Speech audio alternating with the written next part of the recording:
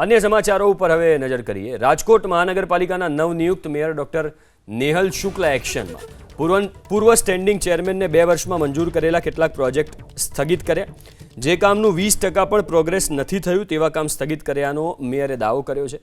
આ કામોના અભ્યાસ બાદ આવતા વર્ષે ફરીથી શરૂ કરાશે। જો અધિકારી કોન્ટ્રાક્ટરે મહાનગરપાલિકા તિજોરીને નુકસાન કર્યું હશે તો કાર્યવાહી થશે।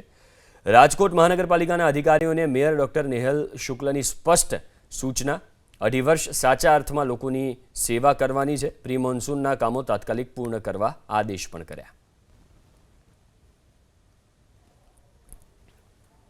કે 20% સુધીની જેની ઓછી કામગીરી છે જે પ્રોજેક્ટની એ બધા જ પ્રોજેક્ટ હાલમાં એમને સ્થગિત કરીએ અને એનો 1 વીકની અંદર ફરીથી અભ્યાસ કરીશું અને એમાંથી જે તાત્કાલિક લોક કલ્યાણ માટે ચાલુ રાખવાના છે એને ચાલુ રાખીશું, બાકીનાને 1 વર્ષ પછી ટ્રાન્સફર કરીશું।